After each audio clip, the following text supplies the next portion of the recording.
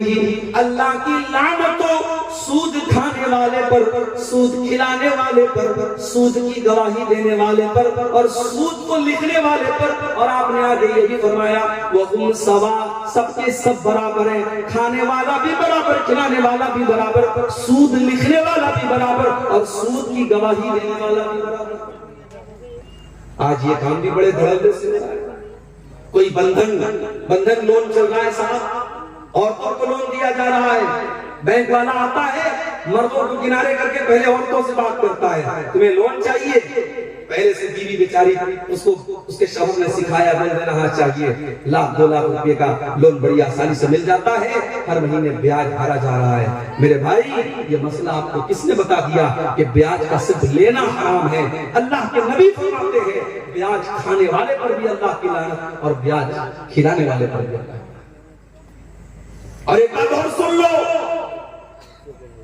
بیاج کھانے کے بعد اگر آپ نماز پڑھ رہے ہیں، حج بھی کر رہے ہیں، عمرہ بھی کر رہے ہیں، اس بات کا ڈر ہے کہیں ہماری عبادتیں ہمارے منہ پر مار نہ دی جائیں۔ سود بیاج کھانے والے کی عبادتیں اس کے منہ پر مار نہ دی جائیں، اس لیے کہ اللہ کے نبی نے بڑے سخت الفاظ میں فرمایا ہے کہ سود اور بیاج کے 70 سے زیادہ درجے ہیں، اس میں سب سے ہلکا درجہ یہ ہے ان یزنی الرجل بامہ، انسان اپنی سگی ماں کے ساتھ۔ کوئی سوچ نہیں سکتا، کوئی تصور نہیں کر سکتا کہ اپنی ماں کے ساتھ زنا کرے۔ سود کھانے والا اپنی ماں کے ساتھ زنا کرنے سے زیادہ خطرناک ہے۔ اور قرآن تو یہاں تک کہتا ہے سود کھانے والوں کے بارے میں فَإِن لَمْ تَفْعَلُوا فَاعْذَرُوا بِحَرْبٍ مِّنَ اللَّهِ وَرَسُولِهِ، اگر تم بیاج کھانا نہیں چھوڑتے، اگر تم سود کا لین دین نہیں چھوڑتے تو اللہ سے جنگ کرنے کے لیے تیار ہو جاؤ۔ تمہارے اندر طاقت ہے، تمہارے اندر ہمت ہے تو اللہ سے لڑائی کر کے دکھا دو۔ اللہ سے کون میرے بھائیوں لڑائی کر سکتا ہے؟ اس لیے سود کا لین دین بالکل بند کر دو۔ اب یہ ایک الگ مسئلہ ہے، ہم ہندوستان میں رہتے ہیں، پورا ہمارا کاروبار بینکنگ سسٹم پر ہے، بینک میں ہمارا سیونگ اکاؤنٹ کھلا ہے، ہر کوارٹر پر، ہر 4 مہینے پر ہمارے بینک میں انٹرسٹ آتا ہے۔ تو کیا مسئلہ ہے بھائی؟ کوئی مسئلہ نہیں ہے، بینک کی پاس بک کو اپڈیٹ کرو، چیک کرو میرے پاس کتنی انٹرسٹ آ رہا ہے، کتنا بیاج آ رہا ہے۔ جو سال میں بیاج آ رہا ہے اس بیاج کو آپ بینک سے نکال لو، کسی غریب کو، کسی بیمار کو، کسی ضرورت مند کو دے دو۔ اس لیے نہیں کہ ثواب ملے گا، اس لیے تاکہ وہ پیسہ استعمال ہو جائے، بینک اس کو استعمال نہ کرے، آپ بھی اس کو استعمال نہیں کریں گے، کسی ضرورت مند کو دے دیں گے، بس اپنی جان چھڑانے کے لیے۔ یہ بالکل سمپل طریقہ ہے، باقی کسی اور طریقے سے انٹرسٹ اور بیاج سے فائدہ اٹھانے کی کوشش مت کرو، یہ بہت بڑا بات ہے۔ آگے بڑھتے ہیں، تیسری چیز، لعنت کا حقدار بنانے والی تیسری چیز، حضرت عبداللہ بن مسعود فرماتے ہیں لعن اللہ الواشمات والمستوشمات والمتنمسات والمتفلجات،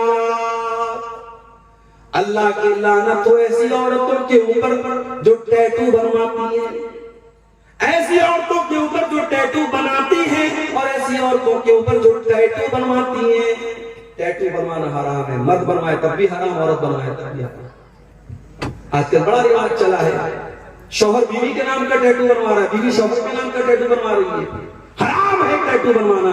اللہ کے نبی نے کہا گدنا گدوانے والے پر اور ٹیٹو بنوانے والے پر اللہ کے والمتنمسات، اور اپنے آئی برو کے بالوں کو نوچنے والی اور اپنے آئی برو کے بالوں کو چھوٹا کرنے والی عورتوں کے اوپر بھی اللہ کی لعنت ہو۔ ہاں اگر کسی عورت کا آئی برو نارمل سے زیادہ ہے، جو بال عورت کو نارمل عورتوں سے زیادہ ہے، اس بال کو ریموو کیا جا سکتا ہے۔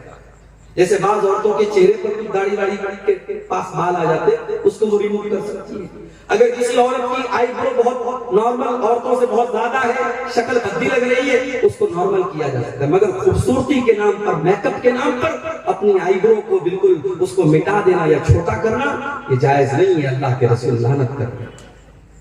عبداللہ بن مسعود کہتے ہیں اللہ کی لعنت تو ایسی عورتوں کے اوپر جو آئی برو کے بالوں کو نوچتی ہیں، والمتفلجات، اور اللہ کی لعنت ایسی عورتوں کے اوپر جو اپنے بالوں کے بیچ میں گیپنگ کرواتی ہیں. اس زمانے میں میک اپ کا طریقہ یہ تھا, بالوں کے دانتوں کے بیچ میں گیپنگ کرواتے. لیکن آج دانتوں کے بیچ میں گیپنگ تو نہیں ہوتی ہے. ہاں کچھ لڑکیوں کے یا عورتوں کے دانت جو ہیں تھوڑے ٹیڑھے ہوتے ہیں, باہر کی طرف نکلے ہوتے ہیں, تو اس کو ڈینٹسٹ کے ذریعے سیدھا کروایا جا سکتا ہے کیونکہ وہ بھدا لگتا ہے, وہ نارمل نہیں ہے. تو جو چیزیں نارمل نہیں ہیں اس کو ٹھیک کیا جا سکتا ہے, لیکن نارمل کو بگاڑ کر کے ایب نارمل کرنا یہ صحیح نہیں ہے. المغیرات خلق اللہ, جو عورتیں اللہ تعالیٰ کی تخلیق کو بدلتی ہیں, اللہ تعالیٰ نے جیسا بنایا ہے اس کو بدل کر کے اپنے حساب سے بنانے لگتی ہیں, ایسی عورتوں پر اللہ کی لعنت ہو. یہ کس نے بیان کیا؟ عبداللہ بن مسعود نے, بہت بڑے صحابی عبداللہ بن مسعود. جب انہوں نے یہ بات بیان کی, ایک عورت تھی قبیلے بنو اسد کی, اس کا نام تھا ام یعقوب. اس عورت کو پتا چلا کہ عبداللہ بن مسعود ایسی ایسی باتیں کر رہے ہیں. وہ عبداللہ بن مسعود کے گھر آتی ہے اور کہتی ہے بلغنی انک لعنت کیت وکیت, اے عبداللہ مجھے پتا چلا ہے کہ آپ ایسی ایسی عورتوں کا نام لے کر کے لعنت کر رہے ہیں. حضرت عبداللہ نے فرمایا بالکل صحیح سنا ہے تم نے, میں آج بھی لعنت کرتا ہوں, اور میں لعنت کیوں نہ کروں جس کے اوپر اللہ کے رسول نے لعنت کی ہے اور جس کا ذکر اللہ نے اپنی کتاب میں قرآن میں کیا ہے. او میری پیاری ماں بہنوں, اب ذرا غور سے سننا میں جو بات بیان کرنے جا رہا ہوں.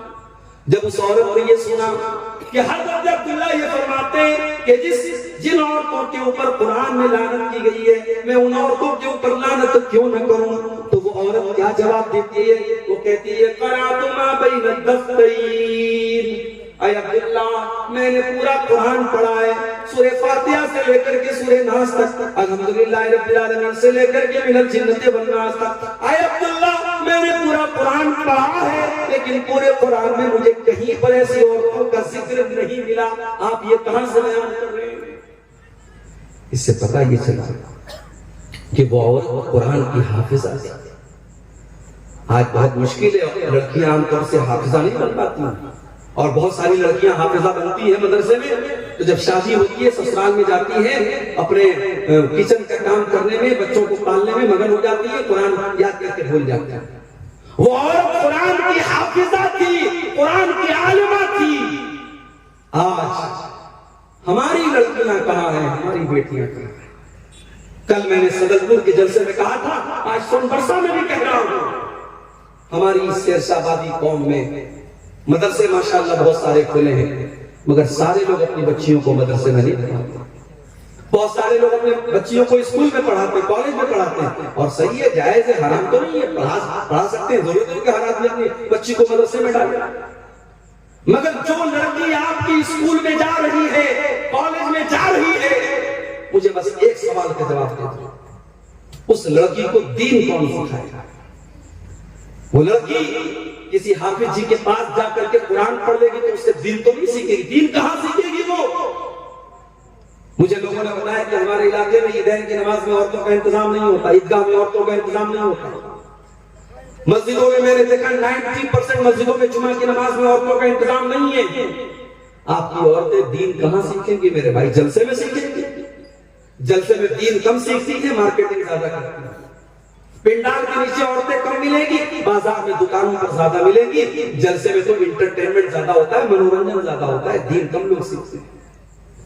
اس لیے میں بڑے صاف الفاظ میں کہتا ہوں, اگر اپنی قوم کی بیٹیوں کو بچانا ہے, ہر مسجد میں جہاں جمعہ کی نماز ہوتی ہے آپ قدم آگے بڑھائیے اور عورتوں کا انتظام کیجیے. اللہ نے اگر ایک فلور بنانے کی طاقت دی ہے, تھوڑی ہمت کرو. اور میں جانتا ہوں سیمانچل کا یہ علاقہ پچھڑا علاقہ مانا جاتا ہے, مگر اب جو خرچ کرنے پر آتے ہیں 6-6 لاکھ روپے کے جلسے میں پنڈال بنتے ہیں. ابھی کئی پروگرام ہونے والا ہے, سنا ہے کہ 6 لاکھ کا وہاں پنڈال بن رہا ہے. ابھی کل قبرستان کا چندہ ہو رہا تھا صدرپور میں, لوگوں نے بتایا کہ پورے گاؤں میں کوئی گھر ایسا نہیں جہاں سے ہم نے کم سے کم 5,000 روپے چندہ نہ دیا ہو. جب کام کرنے پر انسان طے کر لیتا ہے کہ مجھے یہ کام کرنا ہے, تو بہت سارے راستے نکال لیتا ہے. ہر جمعہ کی مسجد میں عورتوں کا انتظام ہونا چاہیے. آپ کے گھر کی عورتیں جب جمعہ کے خطبے میں جائیں گے, साल में 52 जुमा का खुतबा होता है। जब जुमा के 52 तकरीरें वो सुनेंगी तो इंशाअल्लाह वो दीन की समझ उनके अंदर पैदा होगी और बहुत सारे फितने खत्म हो जाएंगे। इसी तरीके से ईदगाह में और ईद की नमाज में भी आप औरतों का इंतजाम कीजिए, पर्दे का बीच में इंतजाम कीजिए, पिंडाल लगवाइए, कुछ भी कीजिए, मगर आप औरतों का इंतजाम कीजिए। अगर नहीं करते हैं तो बंद कर दीजिए अपने आप को अहले हदीस कहना। अहले हदीस सिर्फ आमीन जोर से बोलने वाले का नाम नहीं है। अहले हदीस सिर्फ सीने पर हाथ मारने वाले का नाम नहीं है। अहले हदीस उसको कहते हैं जो कुरान हदीस पर चलने वाला हो। अगर आपकी औरतें ईदैन की नमाज में उनके लिए आपने इंतजाम नहीं किया है, अल्लाह ने आपको जवाब देना पड़ेगा आपने क्यों इंतजाम। वो औरत, उसका नाम उम्मे याकूब था, उसने कहा अब्दुल्ला मैंने तो पूरा कुरान पढ़ा है, पूरे कुरान में मैंने कहीं पर भी उन औरतों का तज़किरा नहीं पाया जिन औरतों का नाम ले लेकर के आप लानत कर रहे हैं। हजरत अब्दुल्ला ने फरमाया अगर तूने ढंग से कुरान पढ़ा होता तो जरूर तुझे मिल जाता। क्या तूने कुरान के अंदर ये आयत नहीं पढ़ी, वमा आताकुमुर रसूल फखुज़ूहु वमा नहाकुम अन्हु फंतहू। मेरा नबी तुमको जो दे दे ले लो और मेरा नबी जिससे मना कर दे रुक जाओ। ऐ खातून, मेरे नबी ने ऐसी औरतों का नाम लेकर के लानत की है। जब मेरे नबी ने लानत की है तो समझो अल्लाह ने लानत की है, क्योंकि अल्लाह कह रहा है मेरा नबी जो दे दे ले लो, मेरा नबी जिससे मना कर दे रुक जाओ। कहती है हाँ अब आपकी बात समझ गई। उसके बाद वो औरत कहती है ऐ अब्दुल्ला मुझे पता चला